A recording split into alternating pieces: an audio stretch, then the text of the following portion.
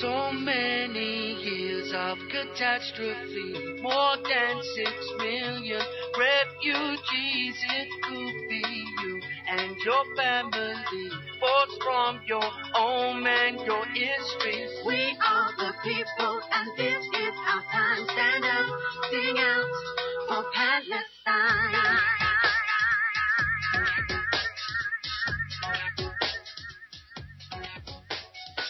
No matter your faith or community, this is a crime against humanity. Gaza turned into a prison camp, apartheid war divides the West Bank. We are the people, and this is our time. Stand up, sing out for Palestine. We'll break down the wall, freedom for Palestine.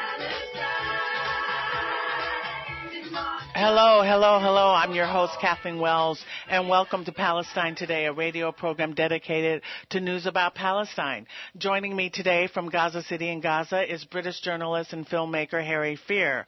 For the next hour, Harry and I will bring you the unfiltered truth, where you will get nowhere else. Unfiltered truth. You can't find it on the mainstream media, but you can find it here on KCAA radio. The unfiltered truth about Palestinians, about Palestine. Nowhere else will you find that except here. So join us every Saturday at 11 for Palestine Today.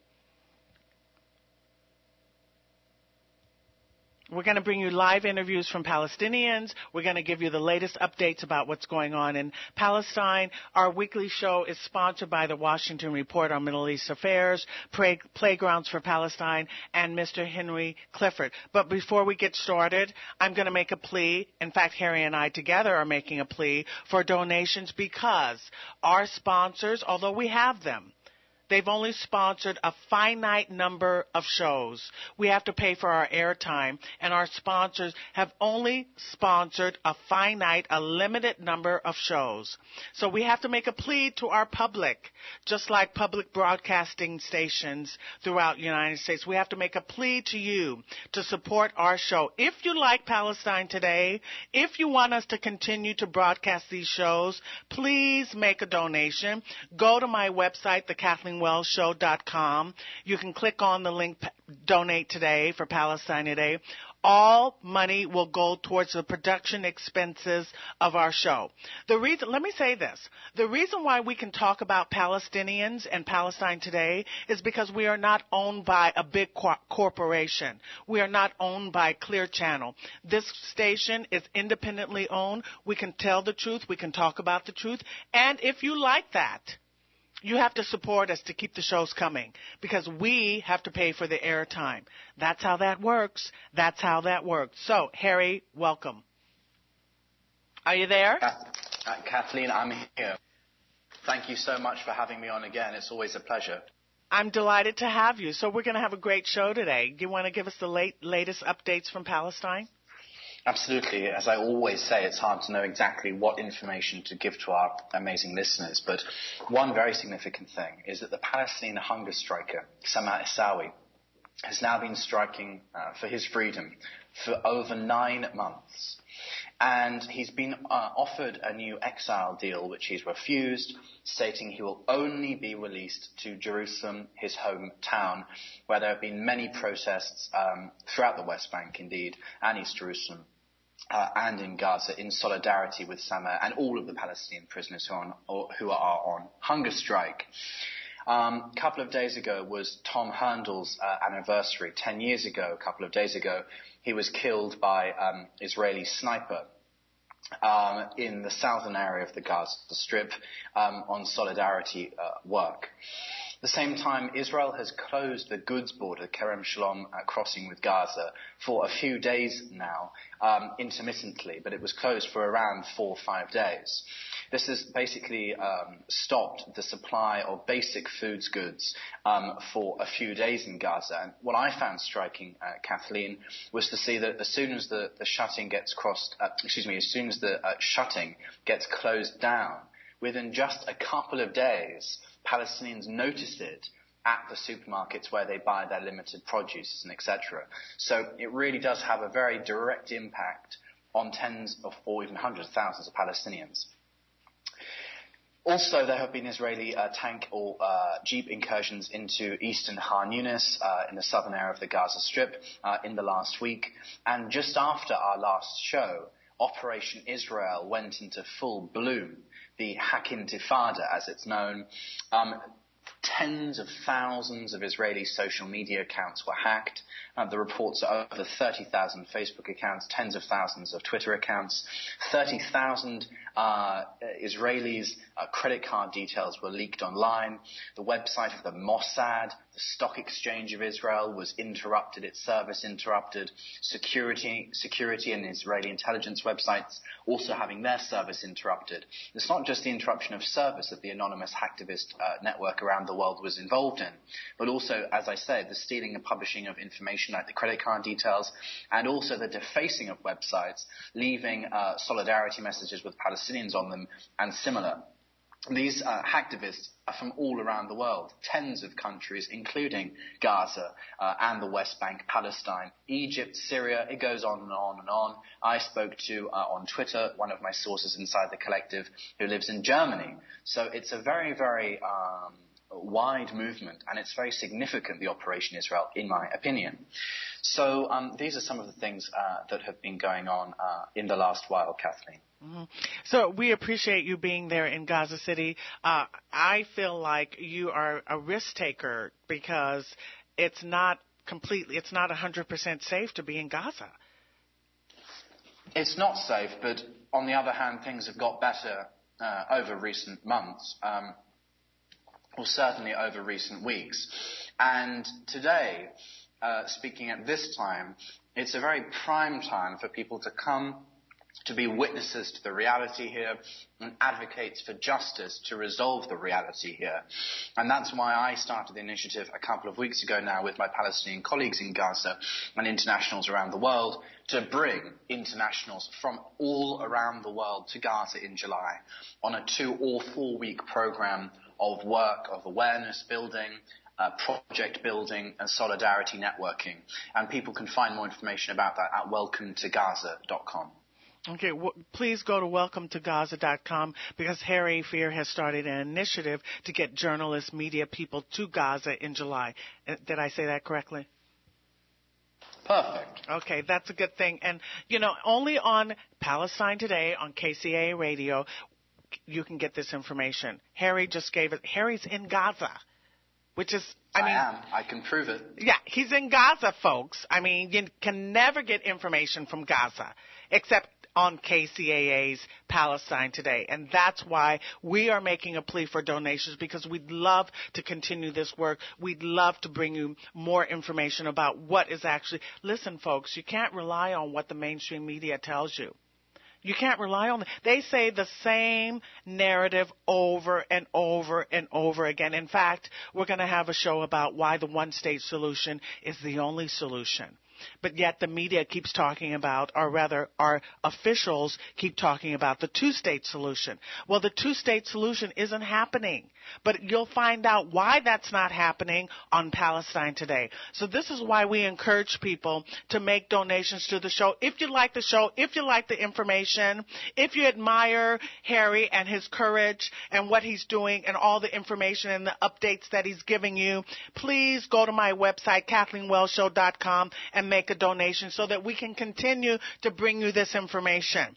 That's what we want to do. We want to continue to bring you this information. So, Harry, I know you have an interview planned for us. Tell us about it. I spoke earlier to a Gazan activist, Halil, 25 years old, always lived in Gaza, and I asked him to give a message to the American people and give a small insight into the basics of what Americans should know about the Israel-Palestine conflict. We'll listen to that now. Okay, thanks. My name is Khalil Al Wazir. I'm 25 years old, and I'm an activist, a peace activist. What is the most important thing that people in the United States need to understand about the Israel-Palestine conflict? Well, I think that they need to understand only one thing, that Palestinian always recurs to the international legitimacy, why the Israeli refusal. That Palestinians, they made huge concessions toward approaching peace. On the other hand, the Israeli just races against time because realities, to change realities on the ground to their interest, and they don't uphold, they don't respect their obligations under the public international law, under the international legitimacy. They just they breach all the human rights principles, all the international humanitarian law rules, and this is the truth about the Palestinian here in Gaza. I mean, the Palestinian opinion is always pushing toward peace, but on the other hand, the Israeli refuses on any argument, based on any argument. The point is that there is a misunderstanding about this picture that is reflected by the Israeli media, or the dominated media in the world, that does not reflect the accurate picture. At the end of the story, I mean, we Palestinians, we are the people under occupation, and Israel is the occupied territory, as well as the occupied state, the occupation state. So this has to be understood by everyone in this world. I mean, and this is not a war, between Palestinian or Israeli. No, I think that it's a battle between all the freedom and justice lovers and others who support the occupation. So I don't think that it's a territorial matter, rather than it's a justice matter that everyone in this world should support it, and at least heartily stand with the Palestinians against this occupation. What should the foreign policy of the United States be to help with this situation? At least, the two-state solution, the West Bank and the Gaza Strip and the State of Israel, they should pressure. They should pay pressure on Israel to stop the ongoing settlement in the West Bank. They should support the Palestinian state, to be really established on the ground. And without this, there will be no peace on the ground. So it's either the United States support peace or war. And I think peace can only be occurred with having Palestinians and an independent, sovereign Palestinian state. We in the Gaza Strip, we face. As I live in Gaza Strip, so I know. I can describe what are the problems here in the Gaza Strip. We face a siege that was imposed over the Gaza Strip since about 6 years. Here many people have a lot of problems to go to their livelihoods, like the Palestinian fishermen. According to the Oslo Accords, we were allowed to fish within 20 nautical miles, but afterwards the Israeli decreased it to, I think, 11 miles, and after this to 6 nautical miles, and now we are only have 3 nautical miles. This is from one point. From the other point, there is the access restricted area, the buffer zone.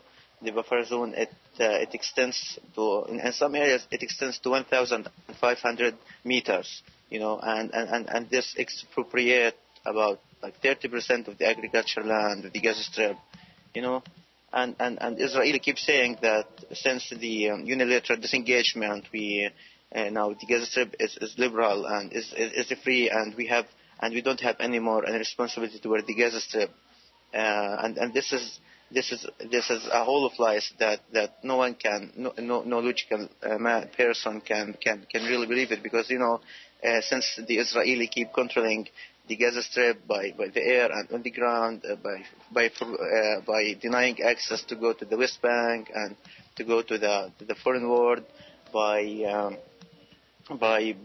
eliminating what are the products that can enter Gaza or go out from Gaza.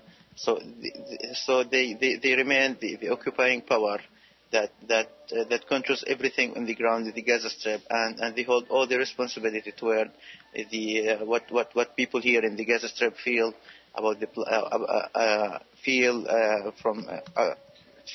with regards to the occupation. In our previous shows, we've been discussing the 1 and 2 state solution with Palestinian guests. What's your position towards 1 or 2 states? Well, I think both solutions are now very difficult, even the 2-state solution, because the ongoing settlement in the West Bank makes it really difficult. I think that if I think the Palestinian and the Israeli interest is to have two-state solution, not one-state solution, because in any matter we can respect each other, but not. I really believe that it's very hard and very complicated to live with each other, like one who's living and his neighbor is an Israeli who one day shot his brother. This is very complicated, and this cannot be very easy. Look, it's not a dreamful solution. It's not an easy solution that can be placed to the Israeli-Palestinian conflict. I think the two-state solution is better off be taken, and this requires Israel to dismantle all the Israeli settlement in the West Bank and give Palestinians the rights to free movement, to establish their state and to have their independence. Thank you very much. You would. Okay, thank you very much. We're going to take a break. When we come back from the break, we're going to have another interview with a young Palestinian woman who lives in Tulkarem, the West Bank. We're going to go to break. We'll be right back. So many years of catastrophe, more than 6 million refugees. It could be you and your family, both from your home and your history. We are the people, and this is our time. Stand up, sing out for Palestine. Are you fascinated by the Middle East, but worried that U.S. foreign policy may lead yet to another war? Do you care about civil rights? For the past 30 years, the Washington Report on Middle East Affairs has brought its readers the real news, minus the corporate media spin. Read about Palestinians trying to survive the world's largest occupation. Learn how your hard-earned tax dollars fund that illegal occupation. Find out how much your members of Congress has received from pro-Israel PACs, and much, much more. Visit the Washington Report's website, www.wrmea.org, or call 888-881-5861 to request a free sample copy. Better yet, subscribe. It's only $29 for 9 issues. Mention Palestine today and get a bonus gift. Playgrounds for Palestine is a non-for-profit 501c3 organization dedicated to upholding the Palestinians' child's rights to play. This is a right enshrined in the United Nations Convention on the Rights of the Child. We operate through a volunteer board and staff, the generosity of our supporters, and a lot of heart. To date, Playgrounds for Palestine has constructed 15 playgrounds in Palestine, as well as refugee camps in Lebanon and Syria. To contribute to this most worldly cause, please go to our website at www.playgroundsforpalestine.org or send a check to Playgrounds for Palestine, P.O. Box 559, Yardley, Pennsylvania 19067 at www.playgroundsforpalestine.org. Can you smell the aroma of sweet, delicious fruit and flaky, melt-in-your-mouth crust? What is that? It's Cobblermania. Cobblermania is a specialty dessert company founded several years ago that sells delicious fruit cobblers that are baked daily and sweetened with diabetic-friendly agave. Agave, you ask? Yes. It's like sugar, but not sugar, and better than sugar. Cobblermania cobblers are sold at the Torrance, Hollywood, Culver City, San Dimas, Marina Del Rey Farmers Market. Also, apple and peach are sold daily at the Golden Bird in Los Angeles. You know Golden Bird that sells the fried chicken? At 83rd and Western, daily apple and peach cobblers. And yes, guess what? They're coming to the Pomona Fairplex Truck Fest. In fact, they're there right now, Thursdays from 5 p.m. to 9 p.m. at Gate 1. Some of the favorites: peach, apple, mango, blueberry peach, blackberry, blackberry, apple, white peach. If you go to the Pomona Truck Fest, Gate 1, on Thursdays from 5 p.m. to 9 p.m. and mention me, Kathleen, you'll get something special. You don't want to miss it. I've had them. They're delicious. So many years heels of catastrophe. More than 6 million refugees. It could be you and your family, forced from your home and your history. We are the people. Welcome back to Palestine Today. Thank you, Harry, for the interview with your guest, and thank him for us. Now we're going to take on an interview. Are we going to actually listen? Why did I say take on? Now we're going to listen to an interview with a young. What did you say, Harry? What did you say? We got you. We understand the cryptic language. It's okay. I said take on. I don't know why I said that, but I conducted an interview yesterday with a young Palestinian woman. She's in her early 20s. She's from Tulkarem, in the West Bank. And we're going to listen to that interview. So give us the interview, Joe. Hi, let's roll. Kathleen Wells, and I'm conducting this interview to be aired on the radio show Palestine Today. Today is Friday, April 12th, and this interview is with a young Palestinian woman who lives in Tulkarem, Palestine, which is located in the West Bank. My guest is going to go by a pseudonym, and her pseudonym is Tara Kanan. And she will tell us why she's chosen this pseudonym and why she is using this pseudonym. She's a young woman in her early 20s, and she wants to go by a pseudonym. So, Tara, tell us why you are using the pseudonym. I'm sorry, I said synonym. I'm thinking of cinnamon. Tell us why you're using the pseudonym Thora. Okay, my name is Tara Kanan. Thora means revolution, and Kanan refers to the Canaanites, in Arabic Al-Kananiyun, which is the origin of the Palestinians. Now today I'll be speaking against Israel and against the corruption of my own government. And since I have a family to support, I can't risk going behind bars. As Mike Righteous once said, I'm guilty for being the real me. So repeat that. As your something once said, repeat it.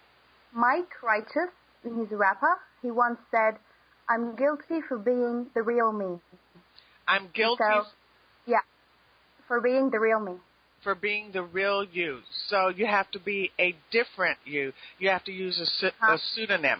Okay, so I know, Thora, one of the things that you wanted to talk about is the Israeli chemical factories located in your city of Tulkarem, which is in the West Bank. Talk to me about those chemical factories, Israeli chemical factories. Okay, indeed, Kathleen, there is another type of injustice which goes beyond bullets and apartheid walls. Now, back in 1984, Israeli authorities allowed a former military official to build a chemical factory in Tulkarem for the recycling of plastic. Now, these factories were called Gishiri factories, previously located in the Israeli city Netanya, 12 kilometers from Tulkarem. That was moved to Tulkarem because the residents of Netanya filed a legal suit against it for pollution. Now, to build these factories, the Israeli army confiscated 22 dunams of land owned by the Palestinian family Abu Shama. And because of these factories, huge number of residents decided to move away from the area because of the gases from the industrial gas. And according to several researches conducted by the Birzeit University and the Palestinian Ministry of Health, gases from the Israeli chemical factories have high levels of carbon monoxide and poisonous substances which cause cancer and respiratory diseases. One of the people who suffered from this was my father, whom I lost him back in October 2011 to lung cancer. And we had to watch him die slowly until chemotherapy gave him a hepatic coma that we couldn't save him from. And as you can see, they get into everything, even the air we breathe. So you lost your father to lung cancer in 2011, and because the Israeli chemical factories, which emit noxious fumes and gases, it is your position that chemical factory is the reason why your father got lung cancer. Is that correct? True, and there's a proof of that. A study by Najah University found cancers and other diseases strictly connected to the chemical pollution in 77% of the Palestinian residents in the area. And I have to add that an analysis of the local groundwater shows a high rate of salt. Now, of course, you're going to ask me, what is it that we're doing about these factories? And let me tell you that the Israeli Supreme Court said that the factory is standing on Palestinian lands, and so they ridiculed any petition from our end. As you can see, that legally there's nothing we can do about it. Legally, there's nothing you can do. Mm-hmm. And yet these factories are owned by the Israeli government on Palestinian land. Palestinian lands. And if the wind is blowing from the west to east, which means that these gases are going towards the West Bank, the industries keep going in production. While if the wind is blowing to the other direction towards Israel, the machines are shut down immediately. So this proves that this is not something simple. This is really serious and dangerous. It's serious and dangerous. So tell our listeners what it's like, what your life is like as a Palestinian young woman. You said that you had to support your family, and so that's one of the reasons why you're using a pseudonym, is because you don't want any flack, any, payback for doing this interview. So talk to the listeners and tell them what your life is like as a Palestinian, a young woman who has to support her family. Okay. First of all, Kathleen, you got to know that the economic situation here is really hard. It's really difficult. And the main concern of the Palestinians shifted from fighting for his freedom against occupation to making a living. And last summer, we had electricity issues in town, as the main provider of electricity here is an Israeli company. Electricity is usually cut off when there is a huge consumption of the nearby Israeli settlements. Now, having to watch your city drown in darkness while your occupiers get to enjoy the light is quite frustrating. Having to come across several Israeli jeeps and checkpoints between every city and another is very sickening. Looking at the window to spot an Israeli settlement on a daily basis, having to pause during your conversations because we can't hear one another when the F-16s are flying so low and loud. All of that is a constant reminder that we are still occupied, and little things like that build up and prevent us from having a normal life. And when you say you have to support your family, what does that entail exactly, you supporting your family? And you don't have to go into specifics, but just give us a general outline as to like how much money you earn a month or something, and how many in your family you're supporting, et cetera, stuff like that. Okay. First of all, I'm 22-year-old. I'm a college graduate, and I work as a private teacher after college on a daily basis. I make $200 a month, and I'm the only one who's capable of working in the house since my father passed away. And I have a mother, a sister, a brother to support. So you can see obviously why I cannot risk any harm coming to me, because my family depends on me completely. So it's you, your mother, and your sister and your brother living on $200 a month? Mm-hmm. And it's really hard, barely covering the bills, but we take every day at a time. Mm-hmm. And let me ask you, do you have a mortgage on the home that you live in? Do you have a monthly mortgage that you have to pay? No. Luckily, we own the house, and so we don't have to pay something monthly. But you got the electricity bills, the phone bills, and college fees. And food. Yes. Food. And what about insurance for health insurance? We do have health insurance, but it doesn't help you very well because we have a health center downtown, and it does not cover every case. You have to go to the hospital. Sometimes you have to go to private clinics, and there you have to pay a lot of money. Mm-hmm. And so, in other words, you have free health insurance, but sometimes you have to pay a lot of money to get certain things done. Is that correct? Am I characterizing it correctly? Yeah. Mm-hmm. So your $200 a month covers your food, electricity, phone. What else am I missing? Okay, pretty much it. We have a simple life, and that's what we're trying to go with right now. That's all you have to go with right now. Okay, and I know that last year you took a trip to Jerusalem. Talk to me about that experience. Talk to me about that experience. Okay. I only went to Jerusalem once. It was last year, and I had to wait for about a month for a permission, or what we call tasrih. I've been searched several times or several checkpoints, and still couldn't even watch sunset in my own capital city because I had to leave before my clearance ended. I met a Chinese girl there, and I left my city while she could stay in it as much as she wanted. I was unarmed, and I need to make that clear, Kathleen. I was unarmed, and I had nothing that could threaten the security of Israel in any way, yet I was treated as if I were a terrorist.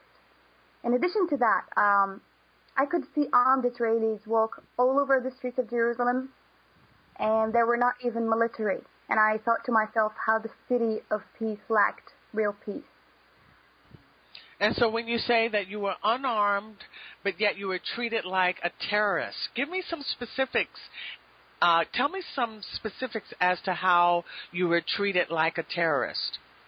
By that, I mean that we did not have any metal with us, and on the bus and in your bags, you shouldn't have things like shampoos or anything that they may consider chemical and dangerous. I had a clearance that had a time frame from 5 a.m. till 7 p.m., and I had to leave at 4 p.m. before the checkpoint near my city closed, because I had to be in Tulkarm before they closed. And, during the time I was walking in the city, you see Israelis, they have guns, and they're not wearing military uniforms or anything, but you feel that you're threatened the whole time, and you don't get to stay in your city as much as you want. I have nothing on them. I have nothing that could possibly hurt them, but I had to leave before a foreigner who came from another country. And I couldn't stay in my city. And on that day, I asked a shop owner why I could not see one single Palestinian flag in Jerusalem. And he said that he couldn't, because if the Israeli soldiers see a Palestinian flag on a house or a shop, they may close it, they may take him to a prison, or ask him to pay a huge amount of money. And I realized that they make it very clear that they do not want any trace or evidence that the city has anything to do with Palestine. Okay, so you were in Jerusalem. You feel like you were treated like a terrorist. You didn't have any metal device on you. You didn't have any shampoos, and yet you were told to leave at 4 p.m. You wanted to leave the city, Jerusalem, at 4 p.m. You wanted to stay until 7 p.m. How were you notified? How were you informed that you had to leave at 4 p.m.? Who informed you? How? Where? Why? It's all written on the clearance, the permission we have. It says on the paper that no Palestinian or the person who's carrying this official paper should not be found within Jerusalem before the time frame that is set by this official paper. So that's how I was informed. And the driver of the bus told us that we had to leave at 4 p.m. and that if we did not gather, the bus would go. He couldn't risk staying for any longer. And, I remember being so sad on the bus that I didn't even want to look out the window, because the trip was supposed to be something that could make you happy, something, because it took me 20 years to see my capital city. But I was not happy at all. After what I saw, I was treated like someone exactly like a terrorist. It's how I felt the whole time until I got home. It's just not fair for someone who's not from this land and who's not Palestinian, who doesn't have anything to do with being here. It's not fair for them to come and stay as much as they want, but me, I cannot visit my own capital city, at least for 24 hours. And they don't give you such permission unless you had business to do, or you had trade or something like that. And they do not give us... Thora, I have another question for you. I've spoken with you before, and often you talked about the complicity and the liability of your own government, the Palestinian government. Talk to my listeners about that. Okay. In fact, Kathleen, Palestinians are getting it from all angles. Actually, it's not just Israeli occupation we have to deal with. We also have our own government. And I honestly think that the Palestinian government is the first to blame for the situation the Palestinians are going through right now. And I'll tell you why. On April the 4th, after Maysara Abu Hamdiya died inside Israeli jails, the young men here went on a demo to express their anger and rage. Then they clashed with the Israeli forces in Anabta at an Israeli checkpoint near my city. On that day, Amir Nassar, 17, and Najil Bilbaisi, 19, were shot. After their funeral the second day, their friends went on another demo near the Gishuri factories I told you about earlier. And clashes usually take place there as there are military Israeli forces right behind those factories, so it's more like a buffer zone.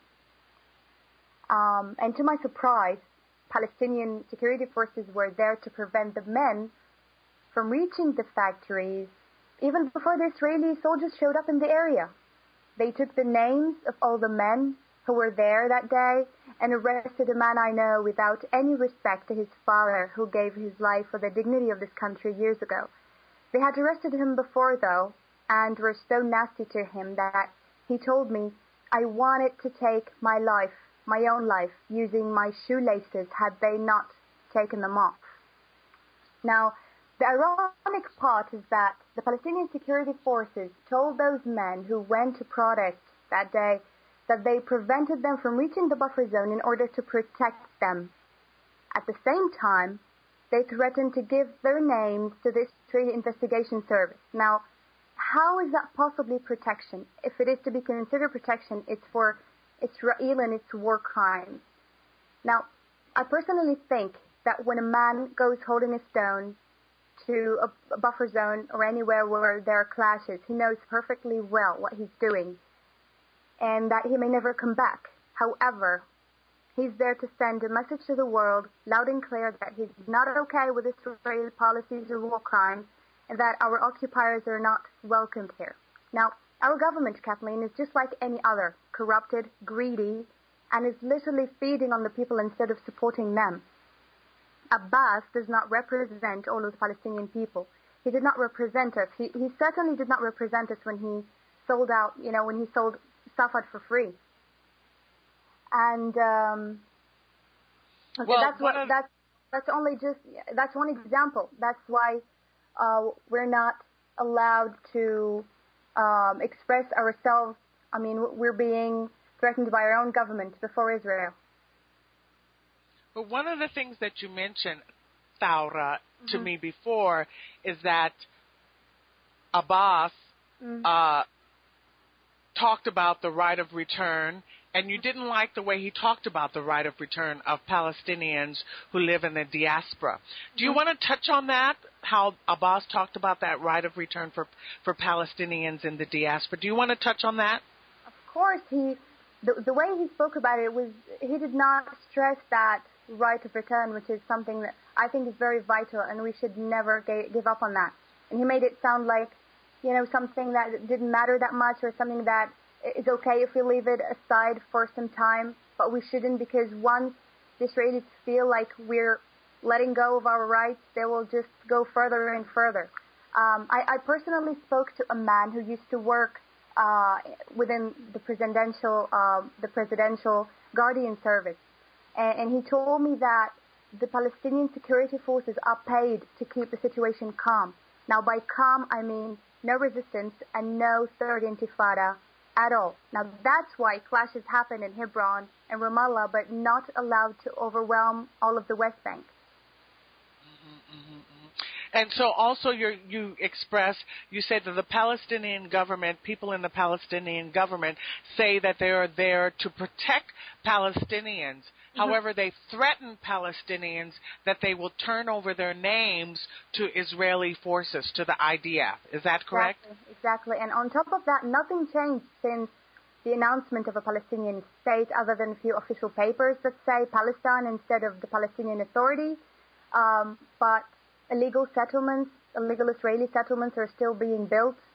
Palestinian children are still being arrested. And Israel hasn't been held accountable for its war crimes yet. It's how I see it. I mean, the first step to create peace would be to remove those tyrants from the system. Then the people can make their own peace their way and not the way the dictators of the world want it. So did you hear, listeners, what Tara said? She said Israel is not being held accountable for their war crimes. Okay, Tara, I'd like you to share as we close. This will be my last question. We're closing now. My last question to you is, what are your hopes and dreams as a young Palestinian woman? First of all, allow me to quote something stated by Danny Ayalon, the deputy of Prime Minister of Israel on BBC World a few weeks ago. He said that Palestinians keep raising the bar, setting preconditions to negotiations. Well, I simply can't have peace with something I don't recognize, something that was established from the suffering of my people. Now, before speaking of a two-state solution or any kind of solution, Israel must stop its brutality against my people, especially those on hunger strike for dignity who aren't even being treated like human beings. What we want and fight for is a just, decent life, a homeland that is not cut into pieces by apartheid walls or settlements illegal by international law, a place where we can plan ahead and travel in peace. I don't think that's too much to ask. No, I don't think that's too much to ask either. Well, I want to thank you, Tara, for taking the time to do this interview with me. We were just speaking with Tara Kanan, who is going by the pseudonym. She's a young woman who lives in Palestine in the West Bank. Her city is called Tulkarem. And thank you, Tara, for taking the time to speak with me. And she's speaking under a pseudonym because she's afraid of the repercussions if it is known her true identity. Did I say it right? Yeah, and that's why I'm on your show, Kathleen, to tell the world from this platform that the mainstream media is not showing you the truth. They only show you what they want you to know. However, the truth is out there, online. Go get it from the people living it, not those fabricating it. I believe if the world knows about Palestine, then they'll do something for Palestine, because you can't ignore injustice when you see it. You just can't. Thank you for having me, Kathleen, and inshallah during my lifetime, you'll get to interview me again from a free Palestine. Sounds wonderful. Thank you, Tara. I will speak with you again. Bye-bye. Bye-bye. Thank you. For Palestine Today, that was Tara, her pseudonym, a young woman from Palestine. I'm delighted to be able to have the opportunity to interview her. Thank you very much. Bye. Wow, wasn't that something? That was something to me. That I impressed myself. Harry, what did you think? I thought this was an incredible interview. I mean, we have to do this again and again and again and again into the future until Palestine is freed, as she said. And, just even the fact that she's talking under a pseudonym. I mean, I know this person personally myself, actually, but the fact that she's even having to talk under a pseudonym sends, I think, the strongest possible message. But I think one of the messages that she was trying to send about this idea of, if you like, internal corruption, and the fact that those in power, the Palestinians groups in power, are kind of feeding off the situation and not really pushing forward into a kind of realm of any kind of either resistance or negotiations or anything meaningful to try and help free Palestine. It is devastating when you think about it.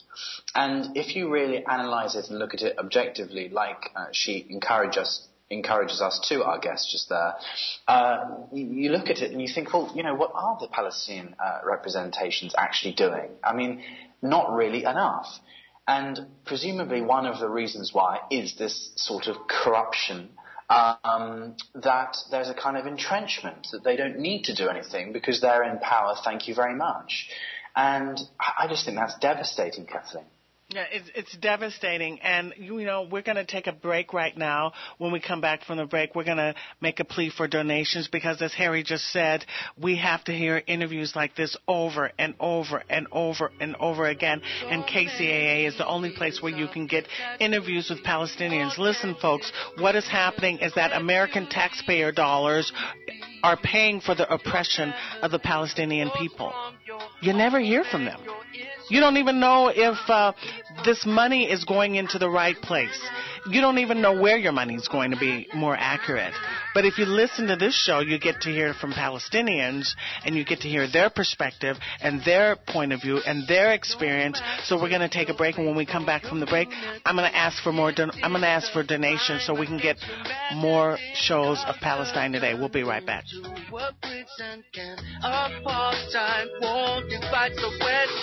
We are the people, and this is our time. Stand up, sing out for Palestine.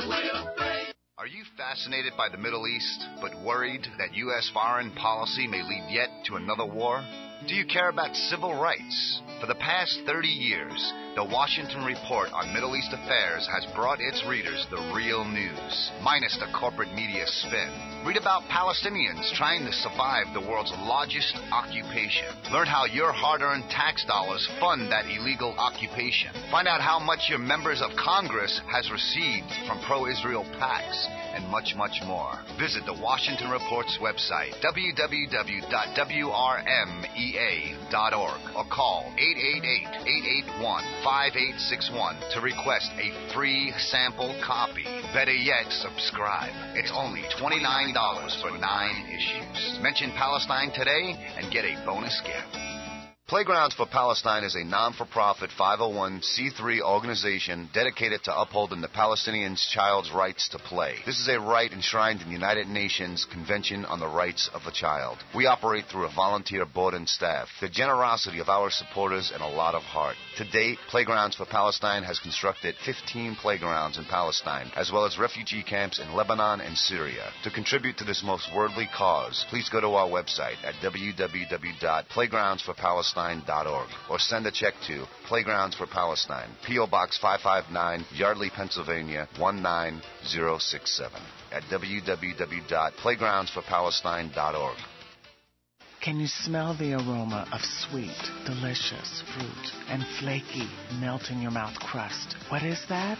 It's Cobblermania. Cobblermania is a specialty dessert company founded several years ago that sells delicious fruit cobblers that are baked daily and sweetened with diabetic-friendly agave. Agave, you ask? Yes, it's like sugar, but not sugar and better than sugar. Cobblermania cobblers are sold at the Torrance, Hollywood, Culver City, San Dimas, Marina Del Rey Farmers Market. Also, apple and peach are sold daily at the Golden Bird in Los Angeles. You know Golden Bird that sells the fried chicken?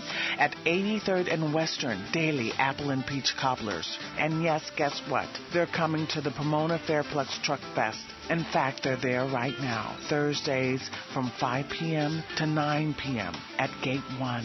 Some of the favorites: peach, apple, mango, blueberry peach, blackberry, blackberry, apple, white peach. If you go to the Pomona Truck Fest Gate 1 on Thursdays from 5 p.m. to 9 p.m. and mention me, Kathleen, you'll get something special. You don't want to miss it. I've had them. They're delicious. So many years of catastrophe, more than 6 million refugees. It could be you and your family, forced from your home and your history. We are the people, and this is our time. Stand up, sing out for Palestine. Welcome back to Palestine Today. Listen, we have what? What do we have, Rob? How many minutes left? 4 minutes? We have 5 minutes left. So the question was, are we going to open the phone lines for people to call in with questions or comments or suggestions? We could do that. Or I could talk for 5 minutes about why is it important to donate to Palestine Today, why that's important. Harry thinks I can't talk for 5 minutes. I guess he doesn't know me very well. Harry, I can talk. I can talk for 5 minutes about why it's important to donate to Palestine today. But I'll open the phone lines just in case if anyone wants to call in with a comment or a question, they can do so. That phone line is 888-909-1050. That's 888-909-1050. So we just had an interview. Harry conducted an interview with a Gazan activist. His name is Khalil Al Wazir. That was fantastic. And then I conducted an interview yesterday with a young woman, a young Palestinian woman who's going by the pseudonym Thara, who lives in Tulkarem, the West Bank. The point I want to stress is that there's nowhere else in the United States except maybe Jeffrey Blankford's show and Don Basanti's show. So maybe 2 other shows in the United States and then this show where you can hear from Palestinians. Is this not a wonderful thing? Is this not a valuable thing? Do you want to know what your taxpayer dollars are supporting? Is that important to you? We have so many things going on here in America regarding cutting programs, regarding the sequester, and yet we're funding Israel, the 4th largest military entity in the world. Our American taxpayer dollars are funding Israel, which is ethnically cleansing the Palestinian people.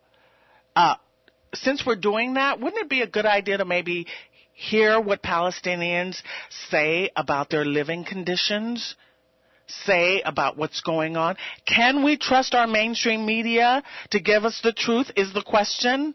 Can we trust it?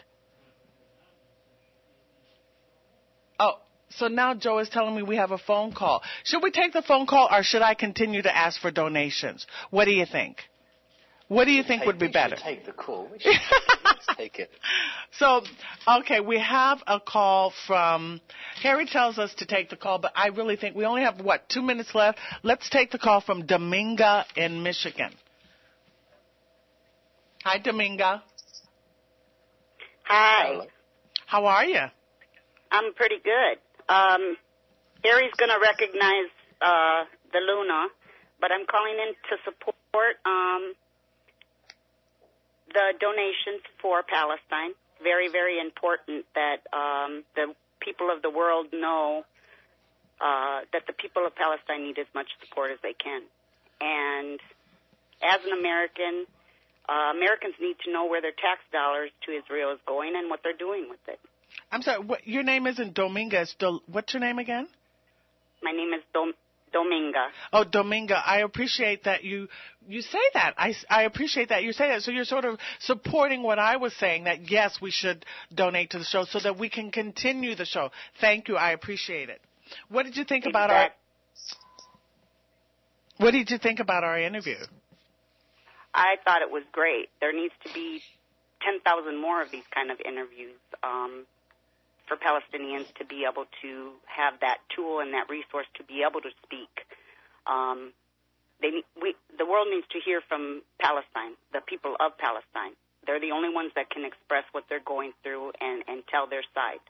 And with shows like yours and other, people working towards, citizen media, whatever the case may be, whatever media it is, they need to have these places to come to let the world know their story, their side, what they're going through. We can all speculate what they're going through, but when we hear from them, it's great. So I encourage this 100%. Well, I appreciate you calling in, Dominga. Your phone call is much appreciated. Harry insisted that I take your call because he didn't want to hear me talking, but that's okay. Harry's good like that. He wants to hear everybody's side, and he's also doing a very, very good job. I put him up very high and support 100% his work also. I do too. I put him up very high too. I think he's fantastic. Well, I really appreciate your call, Domingo. Harry doesn't mind me talking, but it is good. He's right. We need to hear from everyone. We like the show to be dynamic. We'd like to hear everyone's voices. Everyone is welcome. Everyone is appreciated. Let's hear what you think. So we've got only 1 minute left. Thank you, Domingo, for your call. And I want to say that if you go to my website, thekathleenwellshow.com, KathleenWellShow.com, the KathleenWellShow.com. There's a button on the website where you can make a donation. And your donation will go towards producing more shows, more Palestine Today. As I mentioned, we do have sponsors, but our sponsors have only funded a limited amount of shows. They're struggling too. The Washington Report would appreciate it. They've sponsored only a few shows, 2 shows. They would appreciate if you would subscribe to their report. We are in a recession. Everyone is in dire straits financially. But we need your support. This is like public broadcasting. Because we're not owned by a big conglomeration, a big corporation. This is an independently owned station, and therefore we can bring you the truth. So go to KathleenWellShow.com. Please make a donation. And we promise we'll bring you a fantastic show next week. You have some closing thoughts, Harry? Just to say again, everyone, thank you for tuning in. I hope you enjoyed the show. See you next week. Peace. Okay, thank you, Harry. There's a little static. We love you, Harry. Be safe, and we'll be back next week. Thanks, everyone. Bye-bye. You're on board KCAA's Inland Talk Express. KCAA, Loma Linda, 1050 a.m., the station that leaves no listener behind.